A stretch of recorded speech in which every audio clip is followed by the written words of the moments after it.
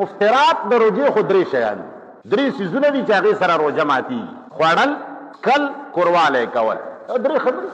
نیټ سره څنګه روژه ماتېږي، لډو سره څنګه ماتېږي، فیسبوک سره څنګه ماتېږي، ټیک ټاک سره څنګه ماتېږي. الله دې غر کا دا 6 کروڑ روپۍ چې د خلکو نه خوري او خانقاه جوړوي، دې سره نه ماتېږي روژه، نیټ سره ماتېږي. نو هغه عجیز چې کله موږ پسې خبرې کوي وایي چېرې ځي پلانې مولا نه دی که نه، نو کیدای شي خلک غټ مولا یا. ما یو ځای کې تقریر وکړو، مې په فیسبوک باندې روژه ماتېږي، په یوټیوب باندې روژه ماتېږي، په چکې باندې روژه ماتېږي. د ماتېدو مقصد زما څه دی چې څنګه ماتېږي؟ من ترک الصلاة متعمدا فقد کفر. چا چې فقط سره مونځ قضا کو دی کافر شو. اوس امام صاحب رحمت الله علیه فرمایي دی کافر نه دی، دا زجر دی. او امام شافعي رحمه الله فرمایي بس کافر دی، پیغمبر اسلام ته کافر. زجر هم پیژنئ، تنبیه هم پیژنئ. غیبت سره روژه ماتېږي. د ماتېدو څه مطلب دی؟ د روژې مقصد پیژنئ چې روژه څه ته وایي. روژه څه ته وایي؟ یا ایها الذین آمنوا کتب علیکم الصیام کما کتب علی الذین من قبلکم. ورپسې څه دي رسو؟ څه ورپسې دي؟ لعلکم تتقون.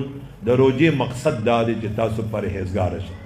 اوس چې ستا ژبه پرهیزګاره نه شوه او ستا دماغ پرهیزګاره نه شو، ستا سترګې پرهیزګاره نه شوې، ستا غوږونه پرهیزګاره نه شو، نو د دواړو جهانو سردار مبارک فرمایي چې څوک د دروغو وینا، فحش خبرې دا نه پرېږدي، هېڅ حاجت نشته دی د الله د خولې بندولو ته، اوبو څکلو ته او خوراک پرېښودو ته هېڅ حاجت نشته. د دواړو جهانو سردار مبارک په وړاندې د یو 2 زنانه تذکره چا وکړه چې دا 2 زنانه داسې دي چې بس سختې تږي شوي دي او نږدې ده چې روژه ماته کړي. د دواړو جهانو سردار مبارک کاسه ولېږله، ورته وایي چې په دې کې الټۍ وکړئ. هغوی چې الټۍ وکړې هغې کې د وینې ټوټې راغلې د غوښې.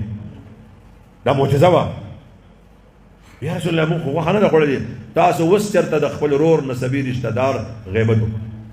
پته ولګېده چې غیبت سره روژه ماتېږي. روژه نه ده داسې.